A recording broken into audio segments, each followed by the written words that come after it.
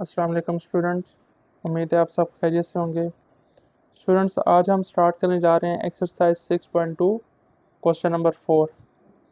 Question number 4 में कहता है कि सिंप्लीफाई द फॉलोइंग।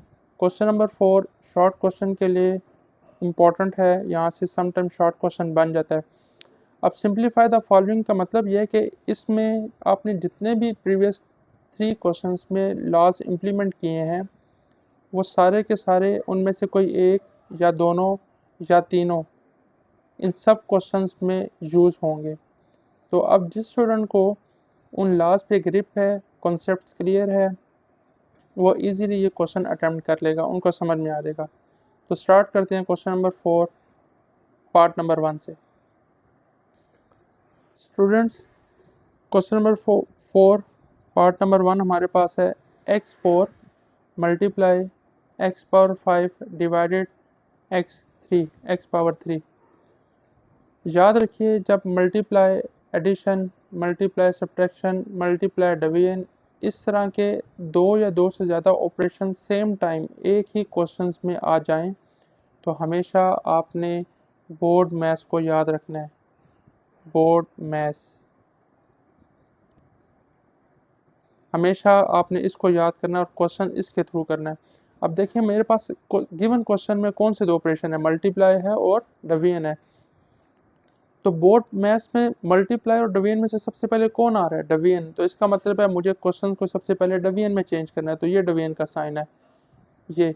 तो जब डिवीजन में चेंज करना है तो इसका मतलब ये सारे, ये वाली वैल्यू नॉमिनेटर बन जाएगी और ये सारी वैल्यू डिनोमिनेटर बन जाएगी according to the board maths. So x power 4 multiply x power 5 divided by x power 3, ये कैसे मुझे पता चला है, बोर्ड मैथ्स के थ्रू।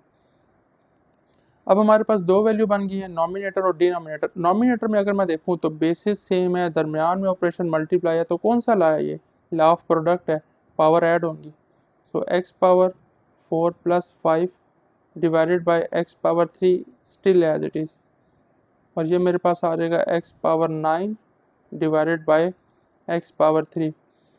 अब ये जो मेरे पास ये स्टेप आया x power 9 divided by x power 3, ये मेरे पास कौन सा लॉ बन रहा है, ये हमने पढ़ा था लॉ ऑफ क्वोशंट। कैसे पता चल रहा है कि बेसिस तो सेम है लेकिन दरमियान में क्वोशंट के नाम की वजह से डिवीजन का साइन है। तो लॉ ऑफ क्वोशंट का जो भी क्वेश्चन है उसको हम किस में चेंज करते होते हैं, हम लॉ ऑफ प्रोडक्ट में चेंज करते हैं। और कैसे चेंज करते हैं, डिनोमिनेटर वाली टर्म को नॉमिनेटर में ले जाते हैं।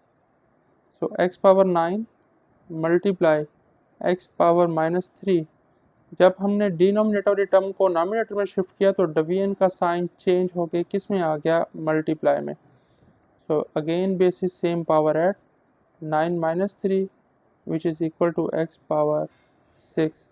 This is answer.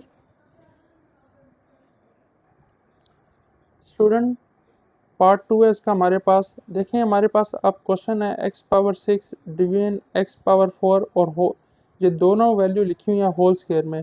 अब कैसे पता चलेगा इसको कैसे सॉल्व करना है, अगेन बोर्ड मैथ्स। देखें, ये ब्रैकेट है, बी मीन ब्रैकेट और फिर डिवीजन आ रहा है, तो सबसे पहले ब्रैकेट और डिवीजन में आपको क्या सॉल्व करना है, ब्रैकेट सॉल्व करना है। तो सबसे पहले मैं ब्रैकेट के इन इंटरनल वैल्यूज़ को सॉल्व करूँगा, तो स्क्वायर जो भी लिखा हुआ है उसको बाद में हम देखेंगे। तो सबसे पहले ब्रैकेट में हमारे पास डिवीजन है तो इसको डिवीजन में कन्वर्ट करते हैं।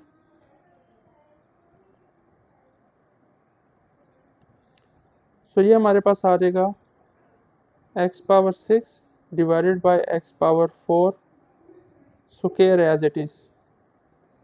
अब देखिए, जब हम ब्रैकेट में देखते हैं तो अगेन लॉ ऑफ क्वोशंट है, तो इसको मैं चेंज कर रहा हूँ लॉ ऑफ प्रोडक्ट में। और कैसे चेंज करते हैं ये ऑलरेडी हम बहुत बार डिस्कस कर चुके हैं। बेसिस सेम पावर ऐड हो जाएंगी, law of product 6 minus 4 square, और ये आ जाएगा नेक्स्ट स्टेप में एक्स पावर 2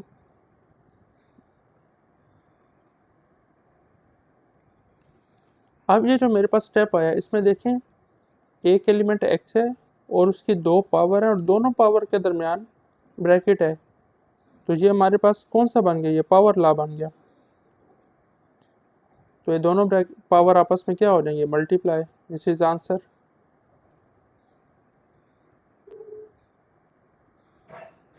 स्टूडेंट, पार्ट 3 हमारे पास x y power whole power 4 division 3xy whole power 3। Again board maths use करेंगे, बी मीन ब्रैकेट, तो पहले दोनों ब्रैकेट को सॉल्व करूँगा। जब ब्रैकेट ओपन करूँगा तो x4y4 डिवीजन 3 का क्यूब x क्यूब और y क्यूब। अब डिवीजन है कि क्वेश्चन को फ्रैक्शन फॉर्म में लिखता हूँ, x4y4 डिवाइडेड बाय 3 का क्यूब x क्यूब और y क्यूब। नेक्स्ट स्टेप में क्या होगा कि हम डिनोमिनेटर वाली टर्म को ऊपर ले जाते हैं, x4y4 multiply x power -3 y power -3, और नीचे जो 3 का क्यूब था इसको अगर सॉल्व करें तो 27 आता है। 1/27 एक जगह कर लेते हैं। अब लॉ ऑफ प्रोडक्ट बन गया, बेसिस सेम पावर ऐड, तो x वाले को x वाले के साथ सॉल्व कर लिया, y वाले को y वाले के साथ, तो हमारे पास फाइनल आंसर क्या आ जाएगा, 1/27 multiply x multiply y, this is answer. Student question number 4 part number 4 है हमारे पास, 5x² y cube whole cube divided by 5x power 4 y power 7। Again board maths use करेंगे, ब्रैकेट फर्स्ट, तो ये bracket है, पहले इसको सॉल्व करते हैं। जब ब्रैकेट ओपन करेंगे 5 cube as it is x² power 3 as it is y cube power 3 as it is divide, ये सारी वैल्यू एज इट इज आ जाएगी। अब जब हम इसको सॉल्व करते हैं, ये वाली वैल्यू 5 का क्यूब हमारे पास होता है 125, एक एलिमेंट की दो पावर, दरमियान में ब्रैकेट, तो पावर ला आ गया, ये बन जाएगा x पावर 6, ये हमारे पास अगेन पावर ला y power 9 divided by 5x power 4 y power 7। अब इसको फ्रैक्शन फॉर्म में लेके जाते हैं। फ्रैक्शन फॉर्म में लेके जाने के लिए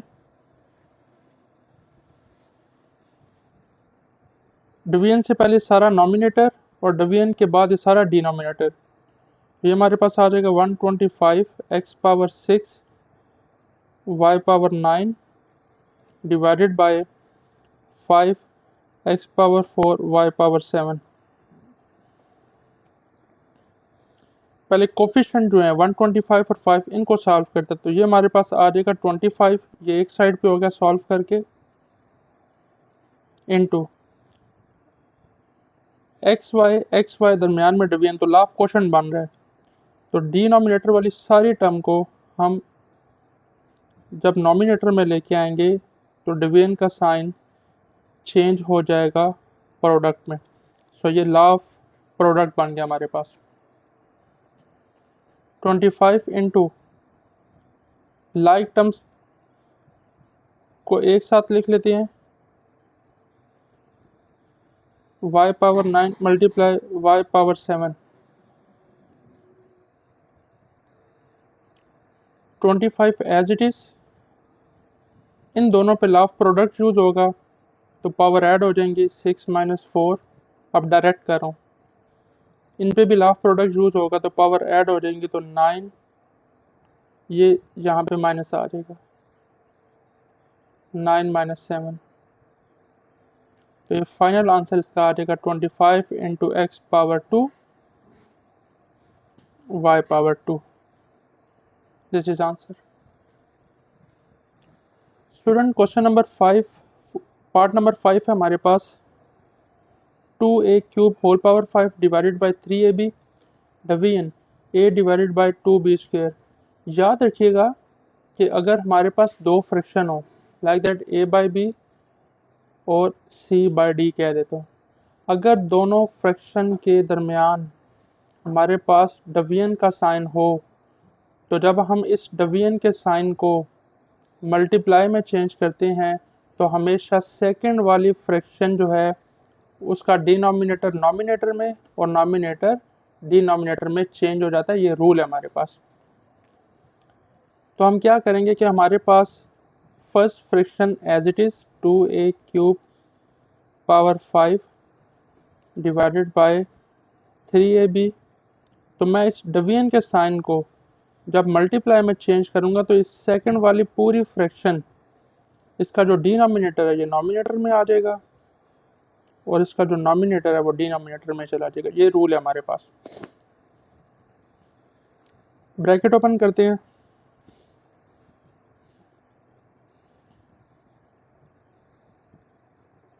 ये हमारे पास आ जाएगा divided by 3ab multiply 2b square divided by a।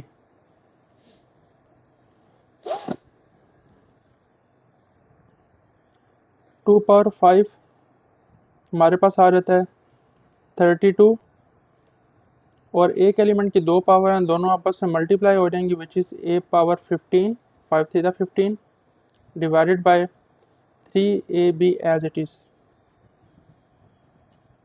2b square divided by a।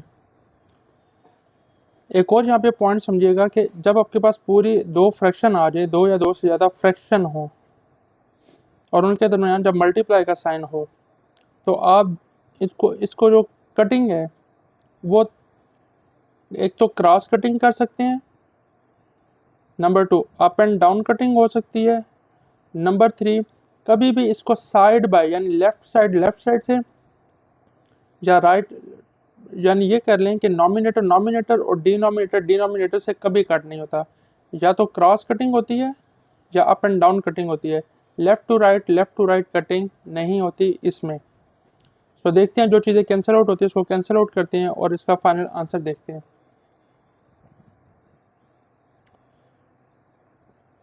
ये a पावर 1 है हमारे पास, ये जब इससे कैंसिल होगा तो रिमेनिंग 14 रह गए।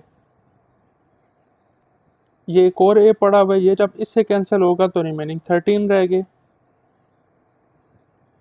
ये एक भी है, जब इससे कैंसिल होगा तो एक भी रह गया।